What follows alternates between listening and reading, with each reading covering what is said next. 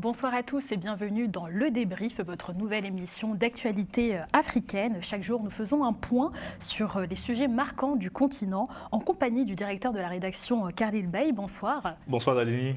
Et alors, à la une aujourd'hui, en France et plus particulièrement à Paris, le concert caritatif Solidarité Congo est bel et bien maintenu le 7 avril, malgré plusieurs polémiques autour du choix notamment de la date qui tombe le même jour de la commémoration du génocide rwandais.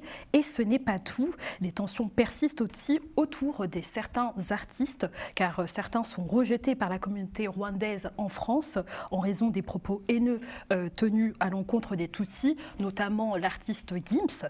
Mais alors, Khalil, peut-on vraiment qualifier ce concert comme étant un concert de la honte? Alors d'abord, il faut préciser que ce sont les propos de la communauté rwandaise présente ici en France, et même je dirais d'ailleurs de tous les Rwandais qui se sont levés un peu contre cette initiative, car vous l'avez très bien signifié en introduction, cette date coïncide avec la journée de commémoration du génocide rwandais. Et dans le contexte que nous connaissons, cette date a été considérée un peu comme une forme de provocation.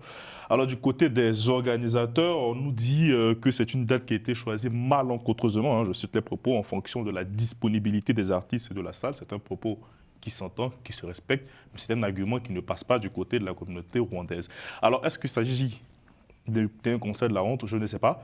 Mais tout ce que je peux vous dire, Dalini, c'est que c'est une initiative qui ouvre la voie à diverses interprétations et surtout qui contribue à encore tendre les nerfs du côté du Rwanda comme de la RDC. Mais vous ne trouvez pas non plus que ça va quand même un peu trop loin, car même l'UNICEF s'est même désolidarisé donc de ces fonds. Donc les fonds ne vont pas être versés à l'UNICEF, mais à certaines associations œuvrant sur le terrain, comme Give Me Back Charity de Dadju.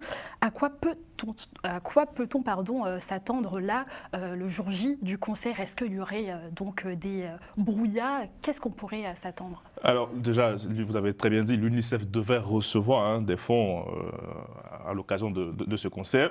Donc l'UNICEF s'est désolidarisé au regard de cette date pour éviter les polémiques. Son nom a disparu de l'affiche officielle qu'on pourra voir à l'antenne tout à l'heure. Pareil aussi pour l'entreprise AEG qui devait organiser le concert. Les fonds qui seront désormais récoltés seront versés à l'association Give Back Charity, l'association qui a été fondée par l'artiste Dadju. C'est ça.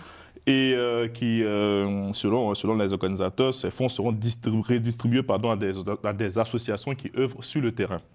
Alors, concernant le scénario envisagé, Dalini, votre question est assez intéressante. Je pense que tout est possible.